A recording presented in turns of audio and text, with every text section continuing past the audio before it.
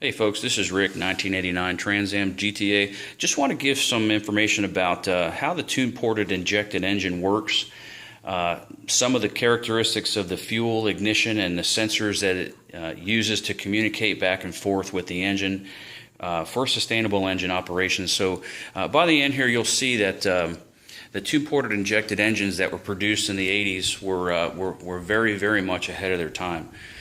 So let's look at the fueling system first. There's a fuel pump in the fuel tank and the plumbing that comes up here to the fuel rail. So the fuel pump is providing fuel pressure up here to the fuel rails, and then through a pressure regulator that's about right here under the plenum, in line with the crossover tube in the rear of the fuel rail. And there's another crossover tube here.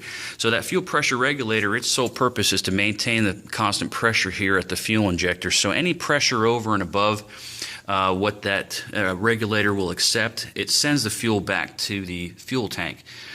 During that process of sending the fuel back to the tank, it also acts as a scavenging effect. It also produces a scavenging effect of the fuel to take out any air that's in there, and also provides for a mechanism to cool the fuel by sending it back to the tank. All right, so basically that's the elements of the fuel system. So the next thing we'll talk about here is the ignition. All right, so the heart of the ignition system is going to be your this distributor and the remote coil. So the way this is set up, this is a very intricate piece here, how this is made. It works off a magnetic trigger. Okay, as it spins, it works in conjunction with a secondary coil. You could see it is that yellow. It's a yellow disc that's in here. It is replaceable. You could take these fasteners out, pull this off here, and you can replace the secondary coil if it were bad. And I'll tell you how you could tell here in a minute. But it sends a mechanical inputs here to a electronic device here. So it's basically taking a mechanical movement and changing it to a digital signal so that the computer can read it. All right, so on this ignition control module, there's two connectors. There's one 2-prong and one 4-prong. The 2-prong connector wire directly connects to the remote coil right here. The 4-prong connector goes to the computer. So the 4-prong is the circuitry that communicates directly with the computer in terms of spark, timing, advance, retard of the timing, and so forth. So there's 4 pins in here. The first one is the EST pin, or the electronic spark timing pin, and that's how the computer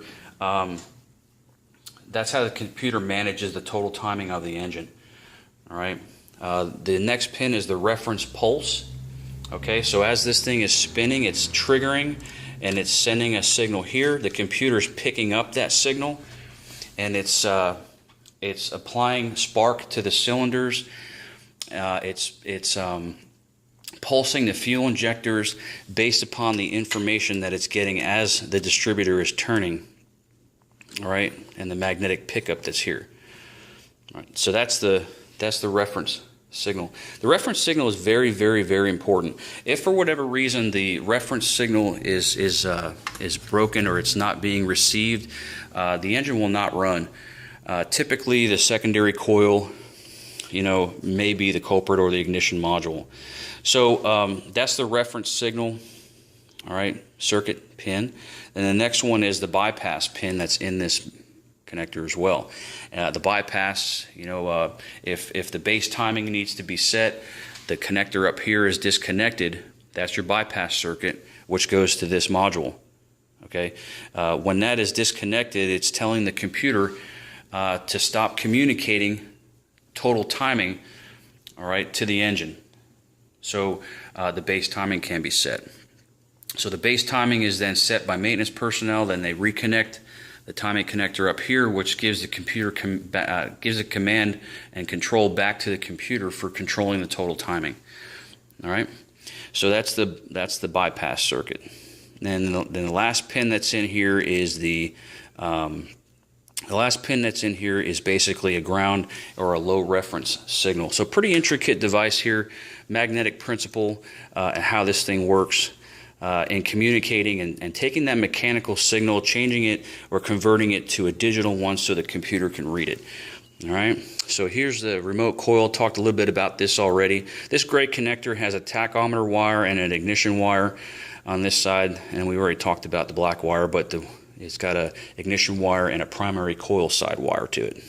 All right, so let's take a look at some of these sensors. There's only 2 sensors on this vehicle that are physically adjustable. Everything else, the fuel injectors, NOx sensor, O2, whatever, those sensors are not adjustable. Physically adjustable. They're calibrated when they're manufactured, but the first one we're going to talk about here is the adjustable throttle position sensor. This little device right here is very critical in communicating the position of the throttle blades to the computer. So when the computer knows that information, what position the throttles are in or the throttle blades are in, it can then pulse the fuel injectors accordingly, based upon the rotation RPM of the engine, based upon the position of the sensor and throttle blades, and information it gets from the mass airflow sensor. Okay, so the mass airflow sensor and the throttle position sensors are two very, very important sensors that the computer needs information from to manage the engine operational characteristics. Okay, the next sensor here is the idle air control valve, and it goes right here where my finger is. It goes into the throttle body. It looks just like this right here. It's a 4-pin connector. The only purpose of this thing, or the sole purpose of it, is to control the idle characteristics of the engine. It can be adjustable by screwing this in like this or out, and when that happens, it's affecting the air that's bypassing the throttle blades in there. All right. This works in step counts, and it just when the plunger is seated closed, it restricts air that goes in there, and when it's open, it allows air in there. And again, it just affects the idle characteristics in the throttle body for idle operations. All right.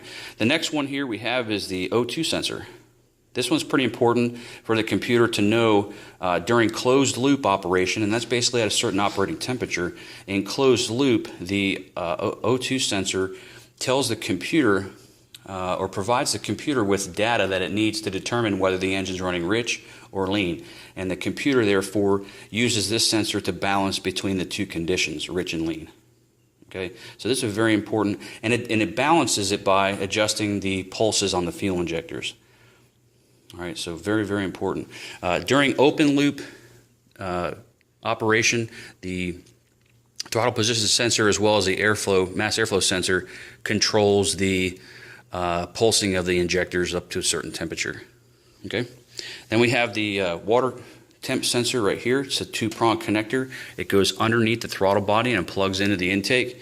The purpose of this thing here is to not only give information to the computer about when to turn on the cooling fans, but it also tells the computer when it needs to pulse the injectors, because at cooler conditions it may need to pulse the injectors on a little longer or a little more richer, but it gets that information from here.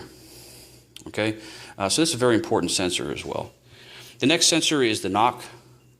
Okay, this device plugs into the side of the block on this side toward the bottom, and it works in conjunction with the electronic spark control module. And this module is up here in the corner of the engine bay, right there. And what this does, if the NOx sensor is activated because of engine knock, this sensor picks it up, and it tells the computer to come over here to the electronic module here and retard the timing. Okay, and then when it loses when the knock is gone away, then it senses it back to put the timing back to where it needs to be.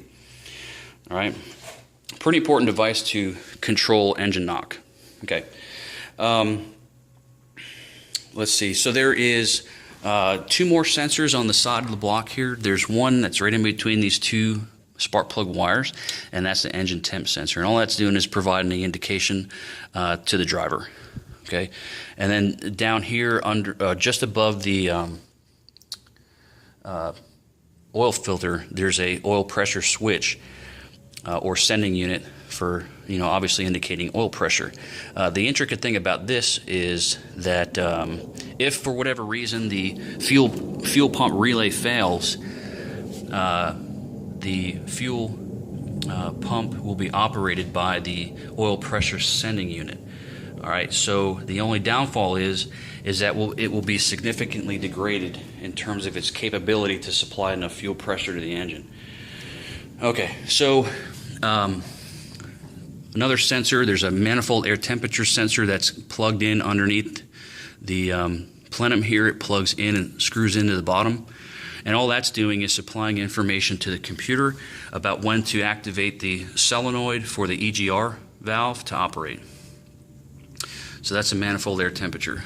All right, so we looked at some of the characteristics of the fuel system, fuel rails, fuel pressure regulator, fuel injectors, the scavenging effect, getting the air out of the fuel, cooling of the fuel. We talked about that, and then we looked at the distributor, how this works off of magnetism, trigger points, changing a mechanical motion into a digital signal so the computer can read it and control the advance and total timing, the bypass, the reference signal, which is extremely important.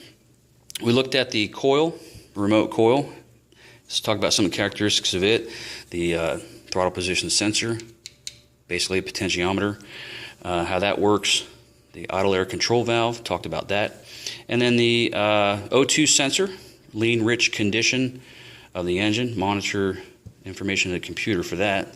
And then the water temp sensor, knock, and electronic spark control sensor. So you can see, late 80s, mid 80s, late 80s, even into the 90s, some of the tune-port motors or the tune-port engines were way ahead of its time. Communicating with computers using sensors and different types of pickups in order for the engine to operate and be extraordinarily reliable. Okay, so in essence, that's basically how the tune-port injection setup works, and that's pretty much it. Thanks for watching.